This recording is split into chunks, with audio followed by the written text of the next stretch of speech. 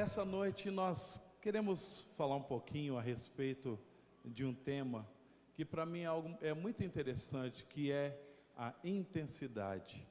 Mas antes disso eu gostaria que nós estivéssemos orando, pedindo que o Espírito Santo abra o nosso coração, abra os nossos ouvidos para entender e discernir essa ferramenta tão preciosa nas nossas vidas, amém? Pai amado, muito obrigado, Senhor, pela Tua presença aqui. Há uma liberdade, um ambiente tão livre aqui neste lugar, e nós reconhecemos a presença do Teu Espírito Santo. Eu quero te pedir, meu Deus, que o Senhor continue falando aos nossos corações, que o Senhor ministre, Deus, profundamente, abrindo o nosso entendimento, abrindo o nosso ouvido, Pai, e que nós possamos sair daqui, Deus, com um novo nível de fé na nossa vida, um novo nível de prática na nossa vida cristã, sendo pessoas intensas em tudo que fazemos para Ti. E a nossa oração em nome de Jesus, amém. Amém. Nós vamos usar um texto que está lá em 2 Reis 13, de 15 a 19, para que a gente possa meditar um pouquinho e usar o exemplo desse rei. Esse rei chamado Jeoás, é um rei que estava enfrentando uma guerra contra a Síria. Os sírios estavam se levantando contra o povo de Israel, e o rei Joás ele estava preocupado, ele tinha um desafio, né? Era um povo grande, era um povo forte, e ele então decidiu procurar a palavra do Senhor. Ele foi até a casa de Eliseu. Ele já estava bem enfermo, ele estava doente, e então esse texto ele fala desse momento em que Jeoás ele chega na casa de Eliseu, e diz assim: então lhe disse Eliseu, toma um arco e flechas. E ele tomou um arco e flechas. Disse ao rei de Israel, reteza o arco, e ele o fez. Então Eliseu pôs as mãos sobre as mãos do rei, e disse, abre a janela para o oriente, e ele abriu. Disse mais Eliseu, atira, e ele atirou. Prosseguiu, flecha da vitória do Senhor, flecha da vitória contra os sírios, porque ferirás os sírios em Afeca até os consumir. Disse ainda, toma as flechas, ele as tomou. Então disse ao rei de Israel, atira contra a terra, e ele a feriu 3 vezes e cessou. Então o homem de Deus se indignou muito contra ele, e disse, 5 ou 6 vezes a deverias ter ferido, então feririas os sírios até os consumir, porém agora só 3 vezes ferirás os sírios. Sabe, gente, quando eu olho para essa história, eu vejo algo que nos ensina, algo tão forte, porque eu não sei se você já parou para pensar nessa realidade, nessa situação, e a gente vê que o profeta Eliseu, ele ficou muito bravo, ele ficou contrariado com a atitude de Jeoás, porque ele atirou. Na verdade, veja bem, o que aconteceu? Eu vou descrever o cenário aqui. O rei Jeoás, ele chega até ali, Eliseu, e Eliseu faz uma coisa muito importante, ele coloca as mãos dele sobre as mãos de Jeoás, e essa era uma representação para Jeoás. Olha, Jeoás, agora a mão de Deus está contigo, Deus está contigo para conceder a você a vitória. E o que você deve fazer? Abre a janela. Ele abriu a janela na direção do Oriente, e a direção do Oriente é porque a Síria ficava naquela direção, e ele falou assim, atira a flecha, e quando ele atirou a flecha, o profeta disse, essa é a flecha da vitória contra a Síria. Eu não sei quanto você, mas eu acho que ele deve ter ficado empolgado, falando, nossa, olha só, nós vamos ganhar, eu já ganhei aí a batalha, a vitória já é certa, já é ganho. E aí então, presta atenção, porque Eliseu ele fala o seguinte, fala, Joás, pega as flechas e atira, porque você vai consumir os sírios. Os sírios você vai vencê-los até os consumir. E aí vai lá Jeoás, e eu não sei exatamente como foi que aconteceu, mas ele pegou, atirou uma flecha, atirou a segunda. Talvez ele falou assim, cansei. Tirou só mais uma. Falei, tá bom, né? Já ganhei mesmo. Já estou garantido. A mão do Senhor está sobre mim.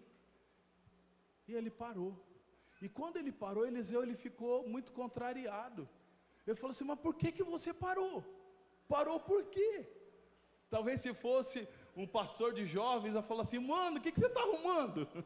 O que você está fazendo? Por que você está fazendo isso? Às vezes a gente lê um texto como esse, e a gente fala assim, mas o que aconteceu? Por que o profeta ficou tão bravo com ele? E sabe de uma coisa, amados, por causa disso, por causa dessa atitude dele, ele deixou de consumir a proposta de Deus, a promessa de Deus, é que ele ia conseguir vencer os inimigos, ele ia conseguir vencer os sírios e para sempre. Mas sabe de uma coisa? Isso não aconteceu, porque faltou uma coisa na vida de Joás, que eu entendo que é intensidade. Fala comigo, intensidade.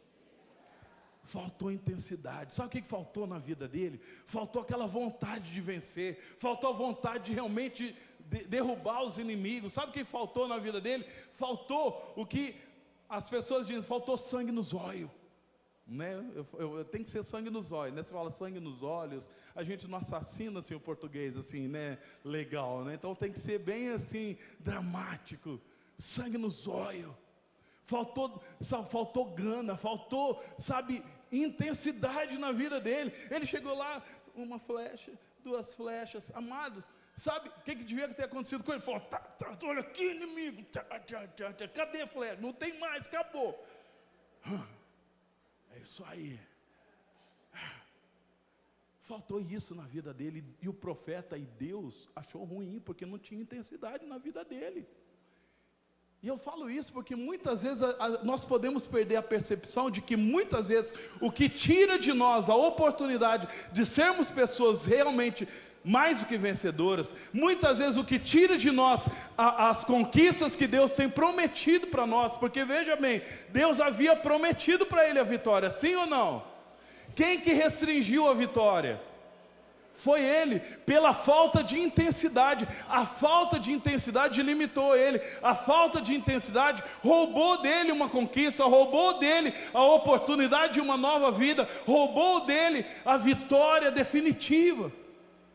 E muitas vezes nós podemos ser roubados, nós podemos perder as oportunidades, podemos perder a manifestação da verdade da palavra de Deus nas nossas vidas, porque nós não temos na nossa vida intensidade, não tem gana. Eu quero definir aqui a palavra intensidade. Se vocês puderem projetar aqui, o próximo slide, ele tem a definição do que é intensidade. Intensidade é impetuosidade, energia calorosa, entusiasmo, ardor. Sabe o que é ardor? É o fogo ardendo, paixão, um calor muito vivo, extremamente comprometido. Será que essas palavras refletem a mim e a você? Nós somos pessoas intensas em Deus. Deus quer que eu e você nós sejamos pessoas intensas em tudo que vamos fazer para Ele. A única coisa que você não pode ser intensa é para pecar, né? Para pecar não. Falar para a pessoa que está do seu lado, fala, não, para pecar não, você não tem que ser intenso para pecar não. Mas para todas as coisas que você vai fazer em Deus, você tem que ser uma pessoa, tem que ser um homem, tem que ser uma mulher, tem que ser um jovem intenso, tem que ser uma pessoa entusiasmada, tem que ser uma pessoa que está queimando, tem que ser, porque Deus é um Deus intenso. Quando a gente olha para a pessoa de Deus, nós vamos falar um pouco mais até sobre isso, na perspectiva do grande amor que Ele tem por nós. O fato dele ter enviado Jesus para morrer ali na cruz, gente, essa é a maior prova da intensidade do amor dele. Jesus deu a sua própria vida ali, derramou a sua vida ali na cruz, porque Ele nos ama. E Deus, Ele é intenso, Ele quer se relacionar conosco de uma forma intensa. Deus não gosta de coisa morna. Quando a gente olha no livro de Apocalipse, vamos ler lá de novo. Vamos ler esse texto que é bastante conhecido também, Apocalipse 3, 15 e 16. O Senhor diz assim: eu conheço as suas obras. Presta atenção, Deus nos conhece. Ele está falando isso para uma igreja, mas ele se aplica no contexto de um indivíduo. Eu conheço as tuas obras, que nem és frio nem quente. Quem dera fosses frio ou quente. Assim, porque és morno e nem és quente nem frio, estou a ponto de vomitar-te da minha boca. É forte isso, né, gente? Porque às vezes a gente não tem noção do quanto que a intensidade é importante. É por isso que naquele momento Eliseu, ele ficou muito bravo. Falou: cara, você foi um cara morno, você não foi intenso. Era melhor você ter sido frio ou quente do que ser morno. Os extremos, né? Na verdade, o que Deus quer é que você seja quente. Fala a pessoa que está do seu lado: Deus quer que você seja alguém quente, que você seja uma pessoa intensa, que o fogo esteja sempre ardendo dentro de você. Deus quer que eu e você, nós sejamos pessoas intensas, quentes, ardentes. Porque quando a gente não é assim, sabe o que acontece? Deus, ele fica com enjoo. Está me dando enjoo aqui de você. Quem quer ser o motivo do enjoo em Deus? Ninguém? Então fala para a pessoa que está do seu lado, fala: então, irmãos, vamos ser quentes, vamos ser intensos. Não vamos ser pessoas passivas, pessoas que não têm atitude diante da presença do Senhor, diante da vida. Nós precisamos ser pessoas apaixonadas pelas coisas de Deus. E essa é uma coisa muito importante. E quando eu estou falando de intensidade, eu não estou falando aqui a respeito de temperamento, porque às vezes as pessoas elas confundem. Não, a intensidade tem a ver com temperamento. Não tem nada a ver com temperamento. Eu conheço muitas pessoas fleumáticas, melancólicas, são pessoas intensas em Deus. São pessoas, sabe, cheias do fogo. E eu conheço pessoas que são sanguíneos, são pessoas coléricas, mas são pessoas completamente rasas, porque elas não são profundas, elas não são intensas em Deus. Então a intensidade não tem a ver com o tipo de temperamento, mas tem a ver com a condição do coração, a forma como nós agimos, a forma como nós reagimos diante das circunstâncias e das coisas que estão à nossa frente. E é interessante, gente, nós observarmos isso, e eu quero que à luz desse exemplo da vida de Jeoás, nós possamos posicionar a nossa vida de uma maneira que agrade a Deus, e nós possamos passar a ter uma vida intensa. E eu quero citar alguns pontos aqui, que eu fico pensando: o que será que roubou a intensidade na vida de Jeoás? Você já parou para pensar? O que será que roubou a intensidade na vida de Jeoás? O que deixou ele passivo no momento que ele deveria ser intenso? Talvez, se a gente talvez alguns de nós lendo esse texto falem assim: nossa, mas não aconteceu nada de errado aqui nessa situação. Está tudo ok, ele fez aquilo que ele mandou. Talvez seja esse o problema, ele só fez aquilo que mandou. Você conhece aquela pessoa, só faz aquilo que mandou, mas não é aquela pessoa intensa? Esse foi o problema. E às vezes a gente vive nesse limiar de fazer só aquilo que a gente que mandou, só aquilo, e a gente não vai no nível mais profundo. Mas por quê? Eu fiquei pensando. Pensa você no lugar de Jeoás. Porque a gente tem uma tendência de ir sempre para um lugar mais tranquilo, um lugar de descanso. Não é verdade? Quando a gente está descansado, relaxado, falando: nossa, que bom, então eu quero aqui agora deitar eternamente em berço esplêndido, né? Eu vou ficar aqui, né, sossegado. A gente tem essa tendência, e a gente precisa ser desafiado em Deus a não cair nesse marasmo. Quer um exemplo? Sexta-feira foi feriado, sim ou não? Foi feriado, grande parte de nós não teve que trabalhar, e a gente ficou: oh glória, que bom, agora eu vou descansar. E aí, alguns emendaram sábado, não teve nem que estudar, não teve que trabalhar. Sábado, o que foi? Nossa, foi outro dia de descanso, nossa, que legal. E aí domingo, não demais, outro dia de descanso. E aí a gente está chegando no fim da noite do domingo, a gente está pensando: nossa, amanhã eu vou ter que trabalhar. Bem que podia ser feriado na manhã também.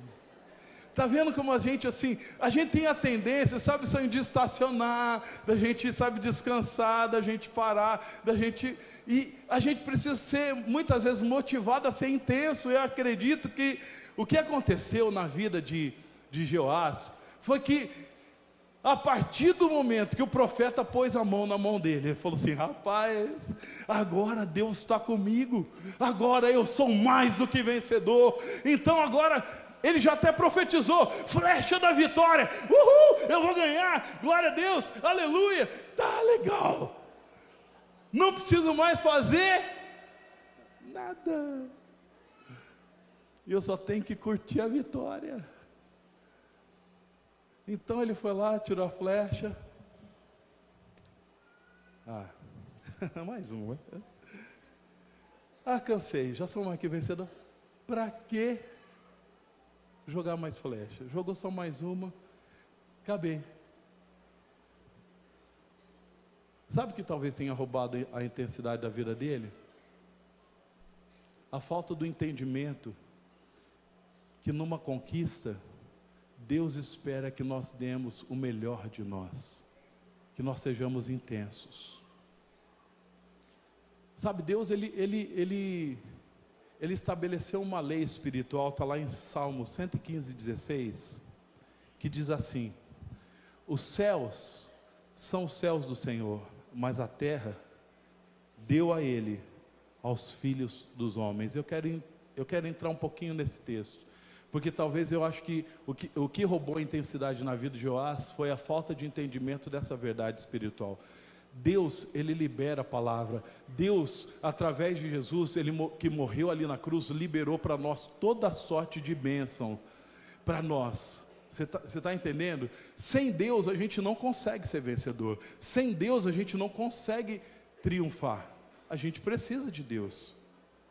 Mas não é só essa equação para que a gente possa chegar ao final, porque assim, os céus são os céus do Senhor, os céus, a parte de Deus, mas a terra Ele deu para nós, e nós precisamos batalhar para que nós possamos cumprir e alcançar aquilo que Deus tem para nós. Quantos estão entendendo o que eu estou falando? Sabe o que acontece, amados? Às vezes alguns de nós perdemos o entendimento que nós temos que ser intensos para fazer com que a palavra de Deus ela se cumpra. Elias foi um homem assim. Deus falou: olha, vai chover. Ele não falou assim: ah, que beleza, vai chover, gente, vamos embora. Não, sabe o que ele fez? Ele foi orar, ele foi orar intensamente. E ele mandava ali o servo dele: sobe lá, dá uma olhada, está vindo nuvem? Não, não está. Vou desistir? Não, vou ser intenso. E ele foi, até que o servo falou assim: eu estou vendo uma pequena nuvem do tamanho da mão do homem. Deus trabalha em parceria, uma parte é dele, mas uma parte é nossa, e a nossa parte é intensidade, e crer na palavra dele, sermos práticos naquilo que a gente prega, que a gente fala. O grande problema é que às vezes a gente acha que já está tudo garantido, e a gente deixa de fazer a nossa parte. Eu tenho um videozinho que eu queria passar aqui, para que a gente pudesse entender um pouquinho, sobre essa verdade espiritual, a falta que faz a intensidade na vida de uma pessoa.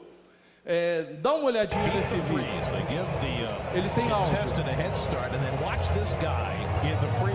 This is the greatest thing I've ever seen. Watch this, folks. I mean, the guy had what, a 200-foot head start? At least. Look at this guy go. This guy is beautiful. Look at this guy. He thought he was going to win. Exactly. Oh, this is where he belongs, right in the dirt. Sabe o que acontece muitas vezes com a gente? A gente está assim na natureza, uhul, já ganhei, e a gente esquece, a gente está no meio de uma guerra, está no meio de uma corrida, e aí, sabe o que acontece? A gente perde porque a gente deixou de ser intenso. Você viu o que aconteceu aqui? Esse videozinho é de um homem chamado Mr. Freeze. Ele faz sempre esse desafio de tentar deixar uma pessoa correr com vantagem, só que você viu, ele é um cara intenso. Ele é um cara intenso, ele é um cara rápido. E ele não ficou brincando não, enquanto eu estava comemorando. Obrigado. Quando ele viu a linha de chegada, ele falou assim: já ganhei, não preciso fazer mais nada. É isso que acontece com muitos de nós, amados. Enquanto a gente está comemorando a vitória, o diabo está sendo intenso para tentar roubar de nós aquilo que Deus prometeu para nós. E eu e você, nós precisamos ser intensos. Nós não podemos ficar, sabe, com aquela falta sensação de que já está tudo pronto. Jesus, ele conquistou tudo ali na cruz, mas tem a parte aqui da terra que eu e você precisamos conquistar na nossa fé intensa nele, numa vida intensa nele. E eu quero falar sobre 3 aspectos aqui em que nós precisamos viver uma vida intensa: no nosso relacionamento com Deus, na nossa luta contra os nossos inimigos e no nosso relacionamento com os irmãos. E a primeira coisa que eu quero falar sobre a intensidade para preservar a nossa herança espiritual. Nós precisamos ser intensos para preservar aquilo que Deus, ele já nos deu como herança. E sabe de uma coisa, quando eu penso nisso, eu penso naquele homem, Esaú. Porque Esaú, o que ele fez? Amados, ele era o herdeiro. Ele era herdeiro do pai dele, de todas as coisas. E o que aconteceu? Que depois de um dia em que ele estava cansado, ele tinha ido caçar, e ele chegou em casa, e aí o irmão dele, Jacó, estava fazendo uma sopa de lentilhas. Fala comigo, sopa de lentilha. Gente, eu não gosto de sopa. Então, quando eu ouço essa história, eu falo, meu Deus, que coisa mais ridícula que o cara fez. Porque ele chegou na casa dele e sentiu aquele cheiro de sopa. Ele falou, meu Deus, eu preciso dessa sopa, desse guisado, dessa sopa de lentilhas. Jacó, arruma um pouquinho para mim. Jacó, esperto, porque enquanto Esaú, ele não dava valor à herança, Jacó, ele dava muito valor à herança que ele tinha. Ele usou meios errados e sofreu por conta disso, mas uma coisa que eu vejo na vida de Jacó, ele lutou pela herança e ele alcançou, ele conquistou, ele foi intenso. Mas Esaú não foi. Ele falou assim, de que me vale o direito de primogenitura se eu estou a ponto de morrer? Presta atenção, gente. Quem aqui já teve que ficar sem almoçar algum dia, ou almoçar mais tarde? Você morreu? Não, né? Está aqui? Está vivo, né? Ninguém morre por perder uma refeição, não, ninguém morre. O grande problema foi que ele não foi intenso para preservar a herança que ele teve, que ele tinha à sua disposição. Olha o que a Bíblia diz: nem haja algum impuro ou profano, como foi Esaú, o qual por um repasto vendeu o direito de primogenitura.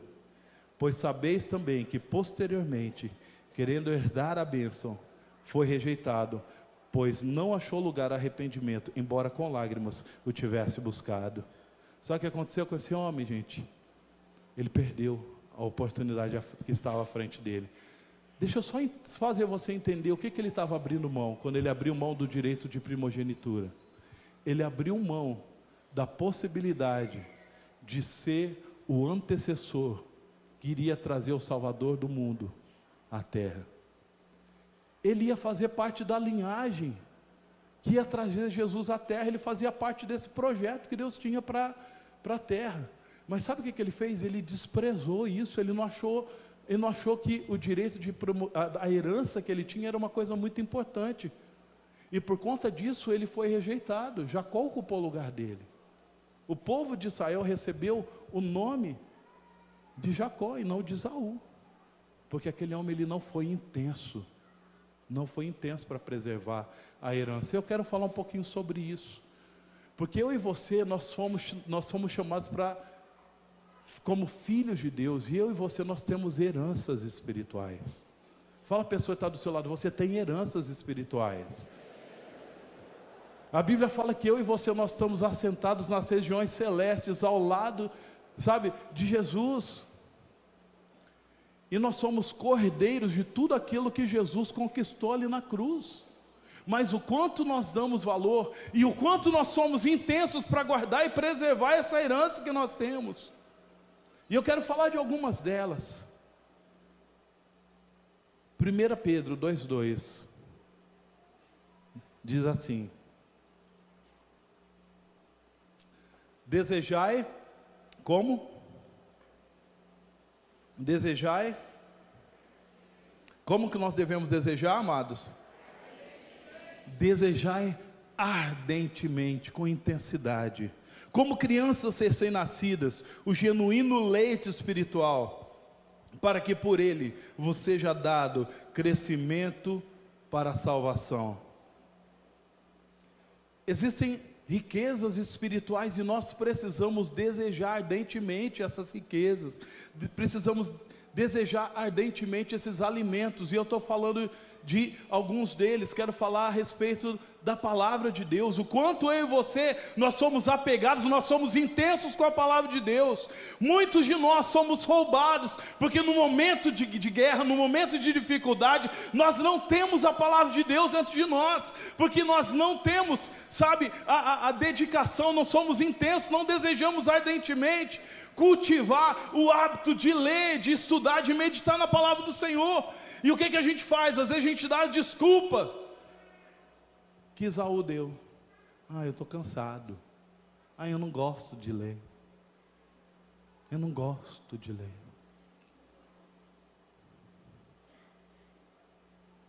E com isso nós estamos desprezando. Amados, a palavra de Deus é uma herança poderosíssima que Deus dispõe para mim e para você.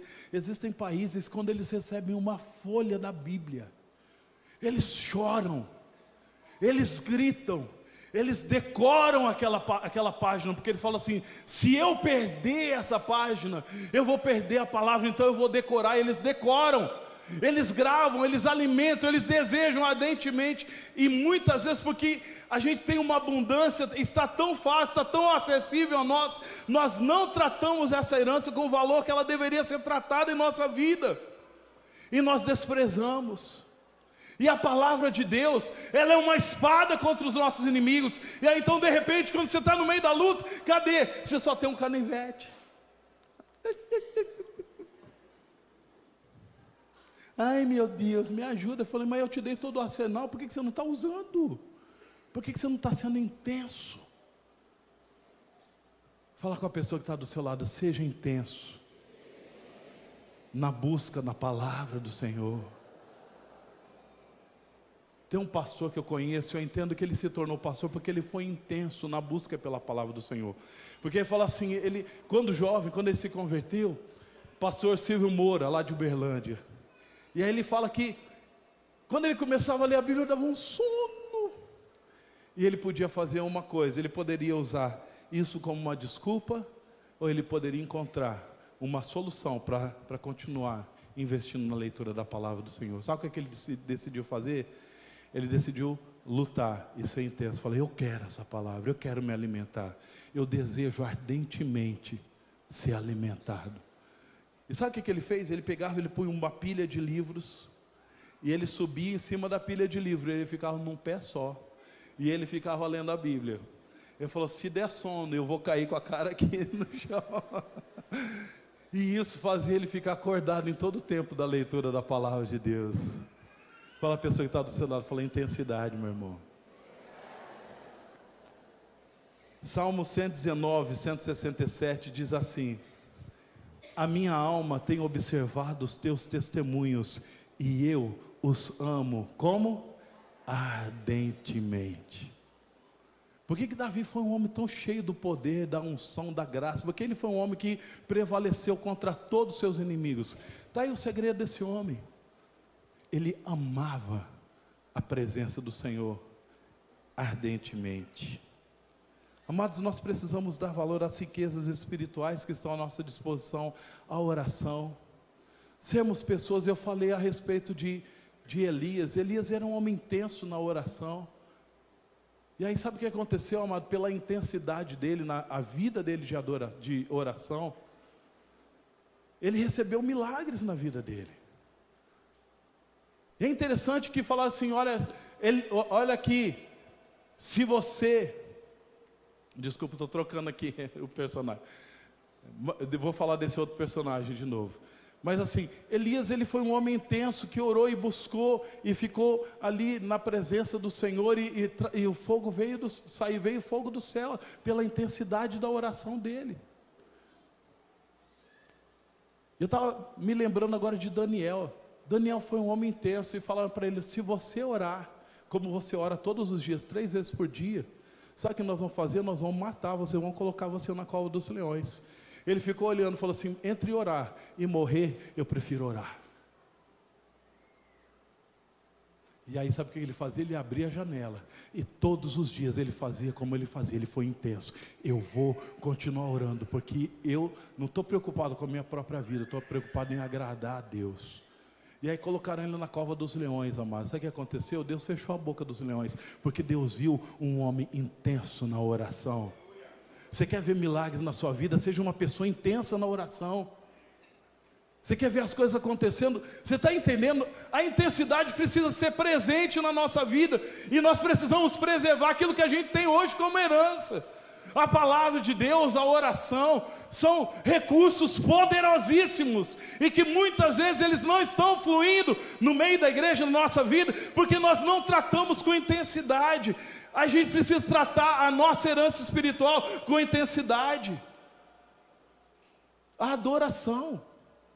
A Bíblia fala que Deus, Ele habita no meio dos louvores. E o momento da adoração, gente, é um momento, Jesus amado, é um momento precioso do nosso derramado, do nosso coração. É quando a gente demonstra para Deus que a gente quer a presença dEle, que a gente é apaixonado por Ele, que tem fogo em nós, que é uma paixão por Ele. Mas muitas vezes, amados, não tratamos a adoração com a intensidade que merece.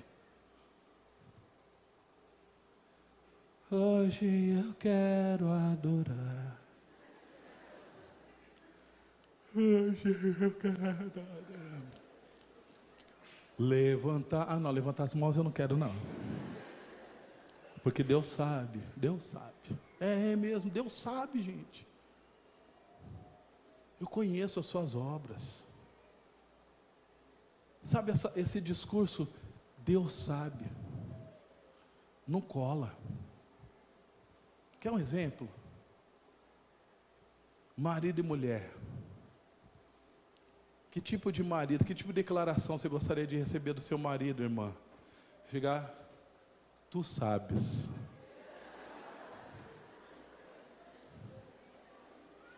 Sua noiva, né? Seu noivo, tu sabes. Tu sabes? Ou será que você ia preferir que ele olhasse para você apaixonadamente e falasse assim: eu te amo, minha gatinha? Gente, o que é melhor? Tu sabes. Mas às vezes é assim que a gente trata a adoração. A adoração é o momento da gente estar olhando apaixonadamente para Deus.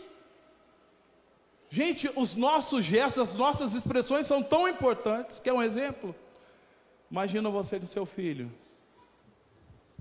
te amo, pai. Recebeu o amor desse filho, hein? Te amo.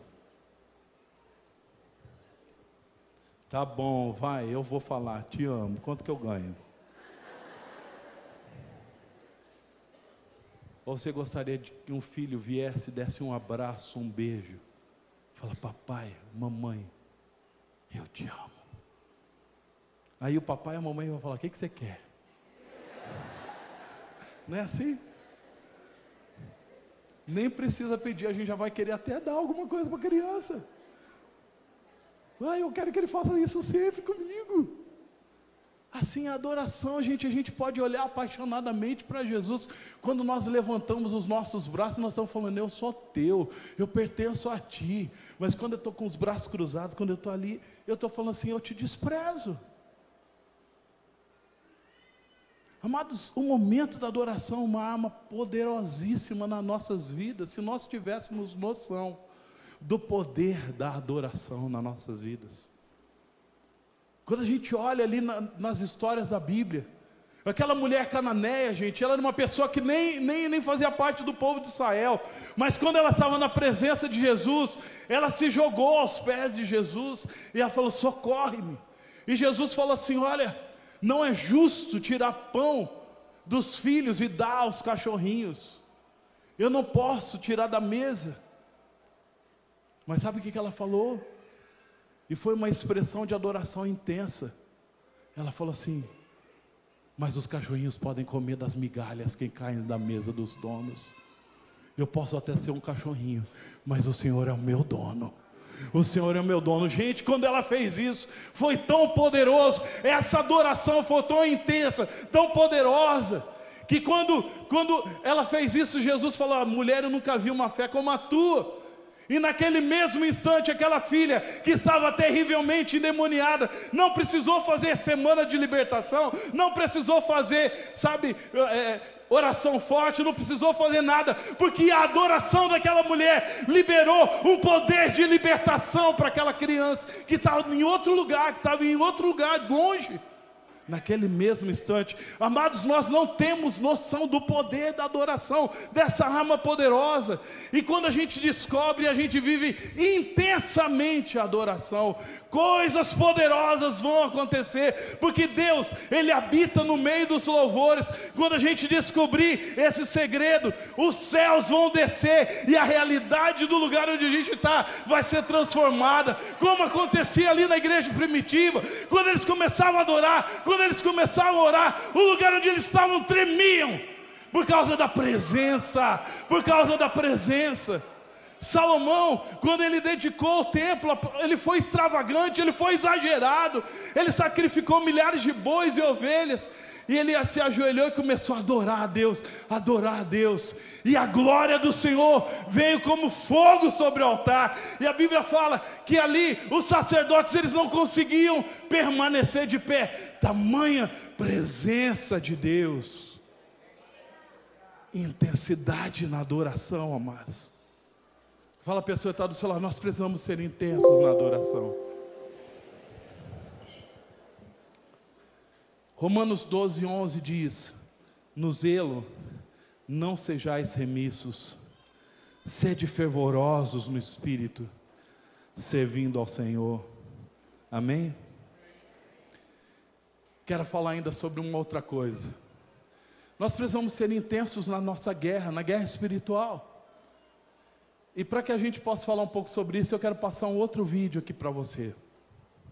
Nós vamos aprender com um garoto de 11 anos de idade o que é ser intenso numa guerra. Dá uma olhadinha aí numa disputa aí que houve de cabo de guerra. Eu quero que você preste atenção no número 4.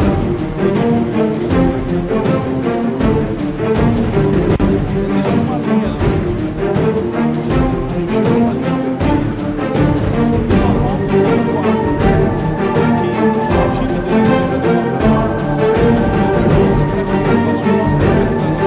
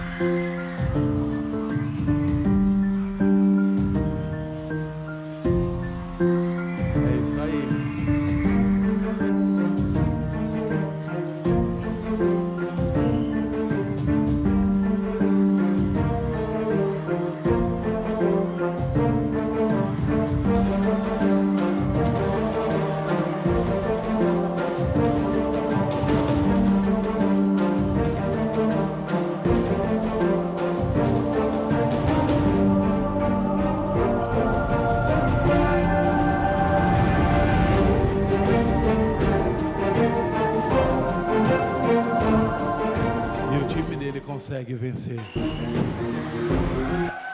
Eu acho muito interessante, porque sozinho ele não ia conseguir vencer, mas sem a intensidade daquele garoto, aquele time não ia vencer. Aquele menino, ele fala sério, ele está com sangue nos olhos, sim ou não? Ele decidiu, falou assim: eu não vou desistir. Se ele tivesse soltado a corda, se ele tivesse passado aquela linha, ele teria perdido. Sabe, amados, esse é o caráter do mais que vencedor. O mais que vencedor não é aquele que cruza os braços e espera as coisas acontecerem. O mais que vencedor é aquele que entende que ele precisa ser intenso para que a vitória se manifeste na vida dele. Sabe, quando eu penso na perspectiva do diabo, o diabo, ele já é um derrotado, sim ou não?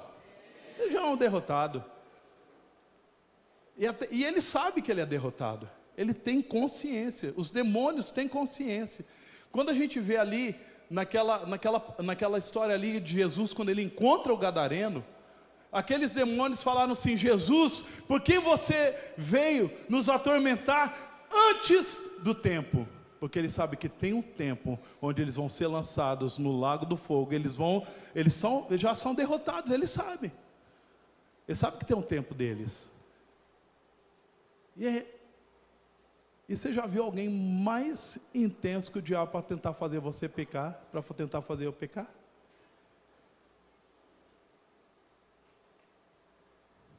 E se ele que é um derrotado, eu entendi isso. Se ele que é um derrotado, ele luta tanto assim, eu decidi que eu vou ser alguém muito mais intenso que ele para brigar. Porque ele vai ter que soltar as amarras, vai ter que soltar as cadeias, porque Jesus é o mais valente. Jesus é aquele que está lá garantindo que com quem eu vença, mas eu não posso desistir, eu preciso lutar intensamente. É justamente no momento da guerra que nós precisamos ser mais intensos e sermos pessoas indesistíveis. Eu e você precisamos ser pessoas que tenham esse caráter. E o diabo precisa saber: Satanás, você comprou uma briga com alguém que não vai desistir. Você vai ter que sair, você vai ter que abrir mão da minha família, você vai ter que abrir mão dessa condição espiritual, você vai abrir mão dessa condição, dessa cadeia nas minhas emoções. Eu não vou desistir, porque eu sou mais do que vencedor. E o mais do que vencedor é alguém que luta mais intensamente, é alguém que não desiste. E você vai ter que enfrentar a sua derrota, porque eu não vou parar. Eu e você precisamos ter essa característica que esse menino teve, gente. Nós precisamos ter essa característica, essa intensidade na luta. Hebreus 12:4 diz assim: ora, na nossa luta contra o pecado, ainda não tendes existido até o sangue. Meu irmão, minha irmã, nós precisamos ser intensos na nossa guerra contra o pecado, porque Jesus foi assim. Jesus foi até o sangue. O inferno tentou fazer Jesus pecar nos últimos momentos da vida de Jesus. O que o inferno estava tentando fazer é fazer Jesus desanimar, abrir mão. E ali no Getsemane, gente, ele transpirou gotas de sangue, porque era uma luta intensa. Mas a vontade dele era de deixar tudo. Mas ele falou para Deus, não seja feita a minha vontade, seja feita a tua vontade, Senhor. Eu não vou parar, eu não vou desistir, eu não vou abrir mão. Amados, ele foi chicoteado, o chicote tinha pontas de metal, e essas pontas rasgaram suas costas, e tudo na tentativa de fazer Jesus desistir. Mas ele foi até o sangue, porque ele estava pensando em mim, ele estava pensando em você. Se ele pecasse, todo o processo, todo o propósito de Deus, da redenção humana, está comprometido. E ele foi intenso na luta contra o pecado. E sabe o que ele diz? Sabe o que a palavra do Senhor nos diz? Jesus, ele foi tentado em todas as coisas, por isso ele é poderoso para nos socorrer em cada uma das tentações. Então, em cada uma das situações, ele é poderoso para nos socorrer. Então, nós precisamos parar com aquela conversa, sabe? Eu não aguento, eu não consigo, eu não posso vencer. Isso não é diálogo, não é discurso de uma pessoa intensa em Deus, que entendeu a verdade espiritual. Meu irmão, você já foi até o sangue? Saiu sangue? Não saiu? Então dá para ser mais intenso na luta contra o pecado. Fala a pessoa que está do seu lado: saiu sangue? Não? Então dá para ser mais intenso. Dá para lutar mais, dá para a gente, sabe, às vezes o que precisa acontecer, amados, quando a gente fala sobre isso, então o que eu tenho que fazer? Tenho que me cortar? Não, nada disso, nada de se mutilar. Para com isso. Sabe o que vai ser necessário? A gente chegar a um líder e falar assim: meu líder, eu estou vivendo em pecado, eu preciso da ajuda, eu tenho que confessar essa área, porque isso dói, isso machuca o nosso orgulho, mas isso demonstra o quanto intensos nós estamos na luta contra o pecado. Porque quando você procura um líder, você procura o seu pastor para confessar pecado, a gente não vai ficar olhando para você e falando: nossa, mas você, hein? Sabe por que a gente não vai fazer isso? Porque todos nós somos humanos e passamos por tentações, passamos por lutas. E o que a gente vai querer fazer é falar: nós vamos te ajudar e você vai vencer. Porque quando a gente confessa as nossas fraquezas, quando a gente, sabe, sangra por dentro, nós estamos mostrando uma intensidade para viver a vida plena que Jesus conquistou ali na cruz. E nós precisamos ser intensos na nossa luta contra o pecado. Nós precisamos ser intensos em toda situação que venha contra as nossas vidas. E a nossa inspiração é Jesus. Hebreus 12:2 diz assim: olhando firmemente para o autor e consumador da nossa fé, o qual, em troca da alegria que estava proposta, suportou a cruz, não fazendo caso da ignomínia, e está sentado à destra no trono de Deus.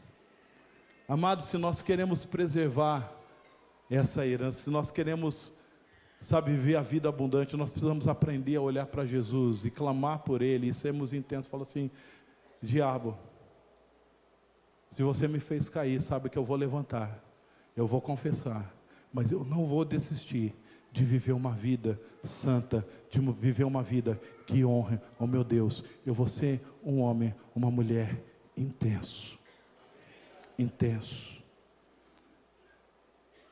Amados, tem pessoas que no meio da luta, que no meio da, sabe, quando começa a briga, quando começa aquelas oposições, talvez alguns irmãos estão quase igual aquele menino lá, que estão ali, sabe, na beira ali, daquela, sabe, de cruzar a linha,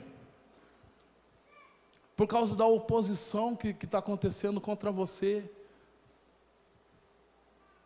Mas você precisa se revestir dessa intensidade. Não solta a corda não, irmão. Não desiste não. Você é mais que vencedor. Não seja como Joás: cansei. Não. Satanás, você vai encontrar aqui em mim uma pessoa determinada a não desistir. Eu não vou desistir. Eu não vou desistir. Eu não vou desistir. Sabe, uma das riquezas que nós temos aqui na igreja, amados, é que nós podemos contar uns com os outros. Você pode contar com o seu líder de célula, você pode contar com a sua célula, e às vezes, amados, sabe como é tão precioso isso, a gente poder contar com as pessoas no meio da luta, mas você precisa abrir, você precisa pedir ajuda. Se te mostras fraco, Provérbios 24:9, se te mostras fraco no dia da angústia, a tua força é pequena. No momento da luta é que você precisa ser mais forte. Tem algumas pessoas que quando está tudo bem, glória a Deus, aleluia, entrou a luta, tua força é pequena, mano. Está faltando intensidade na sua vida. Está faltando intensidade. É no momento da luta que você precisa se mostrar indesistível. 2 Coríntios 7, 8 a 10 diz: em tudo somos atribulados, porém não angustiados, perplexos. A gente se assusta com algumas coisas que acontecem nas nossas vidas, porém não desanimados, perseguidos, porém não desamparados. Não estamos sós, abatidos, porém não destruídos, levando sempre conosco o morrer de Jesus, para que também a sua vida se manifeste em nosso corpo mortal. Vamos ler esse texto juntos? Vamos lá?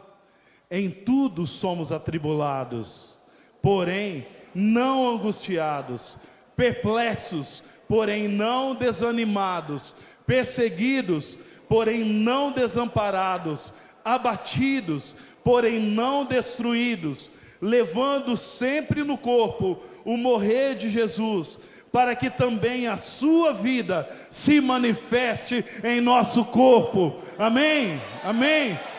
No meio da luta nós vamos ser intensos, porque assim como Jesus, ele venceu a morte, ele venceu o pecado, eu e você, nós vamos prevalecer, nós vamos vencer, nós vamos viver a vida abundante. Amém, amado? Meu querido, você está enfrentando algum problema com o pecado, você está enfrentando alguma situação na sua família, você está enfrentando alguma dificuldade, alguma limitação nas suas emoções, nas suas finanças. Eu quero incentivar você nesses dias: seja intenso em Deus e se aproprie das promessas da palavra do Senhor para a tua vida. Amém? Eu queria falar sobre o último ponto: seja intenso no amor. Nós precisamos ser pessoas amorosas e intensas nesse amor. Deus é amor, e nós precisamos refletir essa característica de Deus no nosso relacionamento com as pessoas com quem convivemos.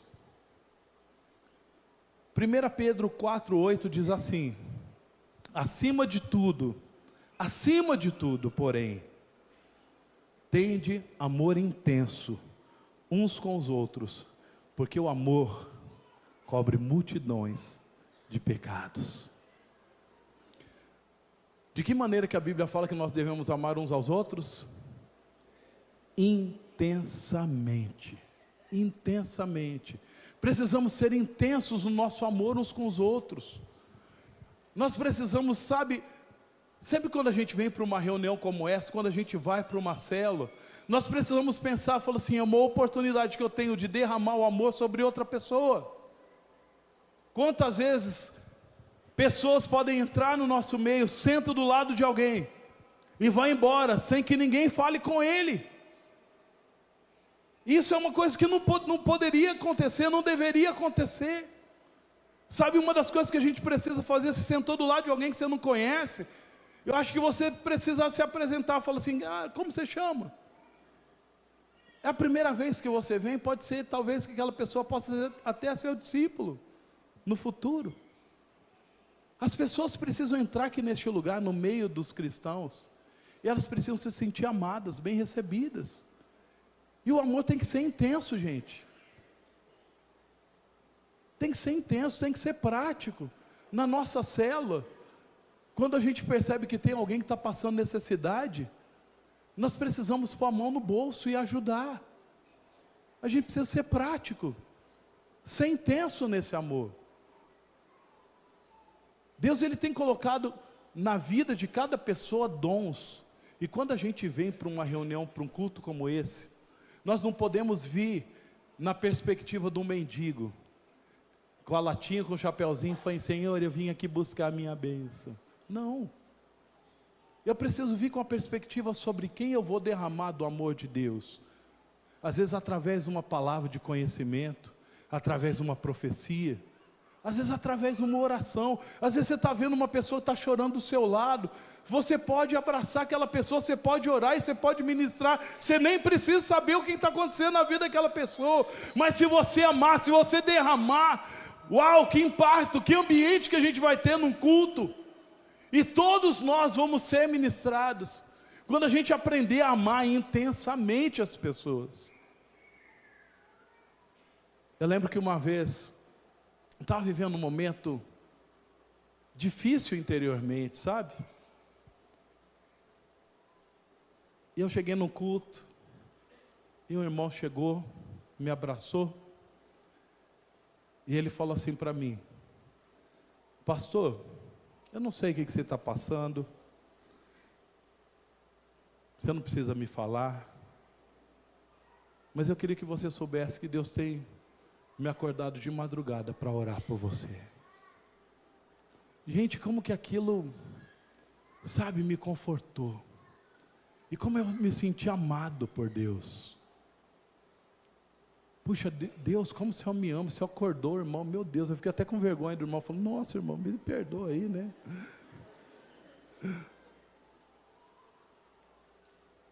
Mas sabe, ele poderia estar fazendo isso e não falar nada, e o amor de Deus não ia ser derramado no meu coração. Eu precisava ouvir aquelas palavras naqueles dias.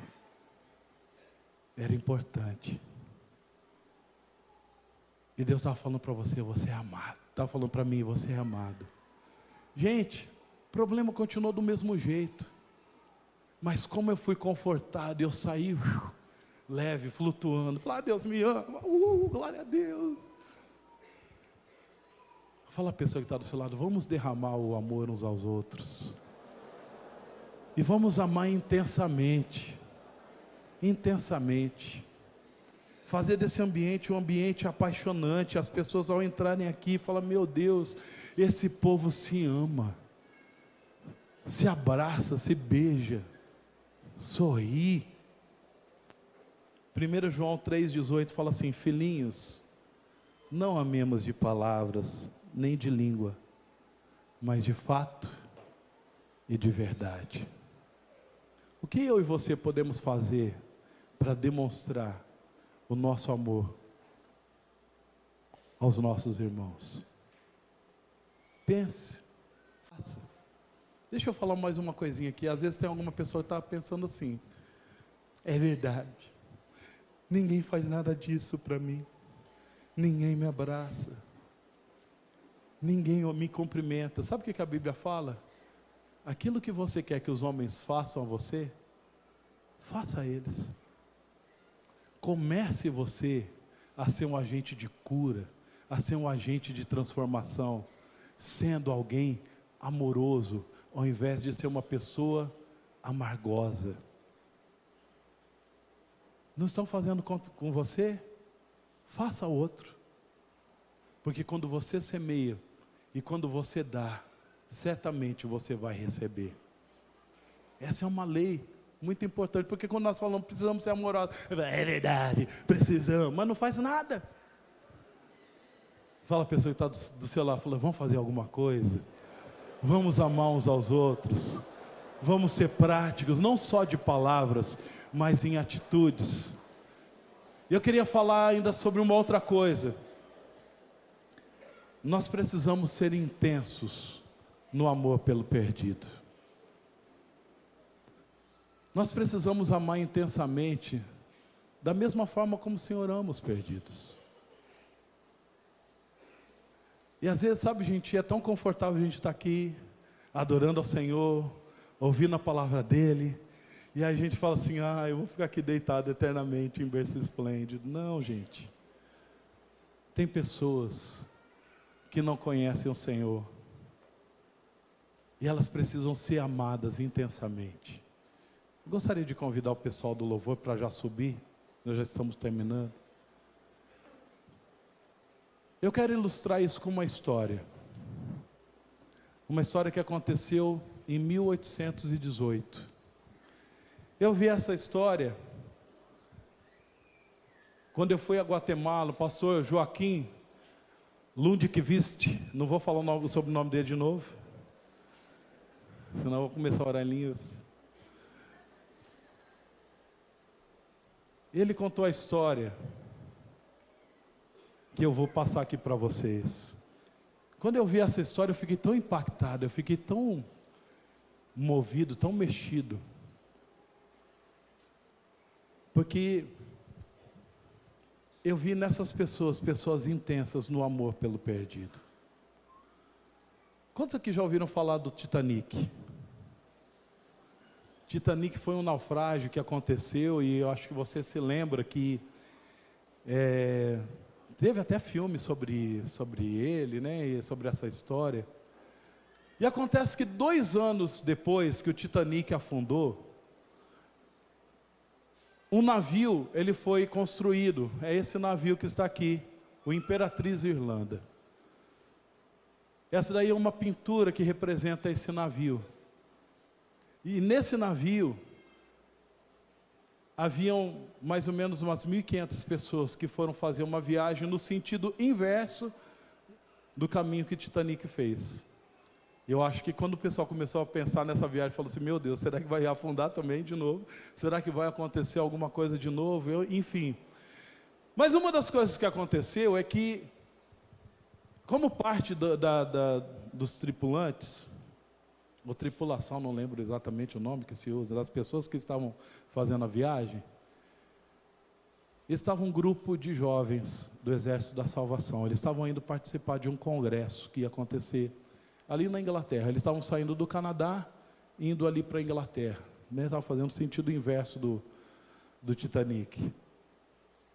E o que aconteceu é que algumas horas depois, quando eles estavam em alto mar, por causa de uma forte neblina, um navio da Noruega chocou contra o Imperatriz Irlanda e abriu o casco bem no meio. E diferente do Titanic, o Titanic, ele demorou 3 horas para afundar. E esse navio, ele afundou em 14 minutos. Mais de 1.000 pessoas morreram, afogadas nas águas geladas, se debatendo ali. E como o navio afundou muito rápido, não teve tempo de usar os botes salva-vidas, porque um dos erros que aconteceu ali no Titanic é que eles tinham tanta convicção que o navio não ia afundar, que eles nem colocaram botes, mas nesse navio havia os botes, mas foi tão rápido que a imersão, né, do navio, que somente as pessoas que estavam usando colete salva-vidas conseguiram se salvar. Não deu tempo de pegar os botes.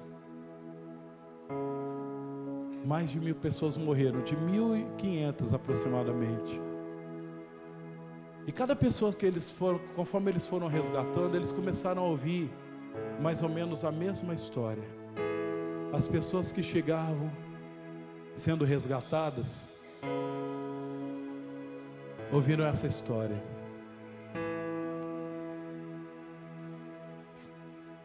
Bem do lado das cabines do pessoal ali do Exército da Salvação, estavam os coletes salva-vidas. Oh, glória a Deus! E todos eles, os 120 jovens, conseguiram colocar os coletes. Eles estavam salvos. Mas quando eles começaram a perceber aquela multidão gritando pelas suas vidas, eles entenderam que aquele era o momento em que eles deveriam amar intensamente as pessoas, e que eles poderiam ser pessoas iguais a Jesus. Eles poderiam dar a sua vida para que outros pudessem ser salvos. E cada um daqueles 120 jovens, eles começaram a tirar os seus coletes e entregaram para as pessoas. E eles deram a vida deles para que outros pudessem ser salvos. Sabe o que aconteceu? Teve uma jovem, tinha 17 anos mais ou menos. Ela estava com colete, uma jovem do Exército da Salvação. E ela começou a ver um homem que estava se debatendo, estava afogando. Um homem na faixa dos seus 37 anos. E quando ela viu aquele homem, ela foi nadando, olhando fixamente para ele. E ela tirou o colete salva-vida e ela jogou para ele. jogou na direção dele, e ele ali, ele ficou: não, não, você não pode fazer isso, você tem a vida toda pela frente, como que você vai fazer isso? Eu já tenho 37 anos. E ele pegou e jogou o colete salva-vidas de volta para ela. Ela pegou o colete salva-vidas, olhando brava com ele, e falou assim: pega esse colete salva-vida, porque nessa noite eu vou morrer melhor do que você. Eu vou morrer melhor do que você. Ela sabia que se ela morresse, ela seria salva. Mas talvez se aquele homem morresse naquela noite, ele iria para o inferno. E ela decidiu amar intensamente. Amados, eu fiquei muito impactado com essa história. Em 2014 fez 100 anos que aconteceu isso, e foi erigido um memorial ali no Canadá. Se você procurar na internet, você vai buscar, você vai encontrar essas informações. Mas sabe, eu me sinto envergonhado às vezes, porque eu percebo que falta muitas vezes na minha vida esse amor intenso pelos perdidos. As pessoas que estão trabalhando conosco, as pessoas que vivem conosco, e às vezes nós estamos vivendo uma vida tão boa, tão tranquila, tão gostosa na presença de Deus. Mas o quanto de nós estamos dispostos a dar a nossa vida para que outros sejam salvos? Eu decidi que eu quero ser uma pessoa intensa em Deus. Eu quero ser intenso no amar aos perdidos. Eu quero ser intencional em ir até aquelas pessoas que não conhecem a Deus. E a igreja, o povo que de fato conhece o Senhor Jesus, precisa ter esse coração. Vamos ficar em pé.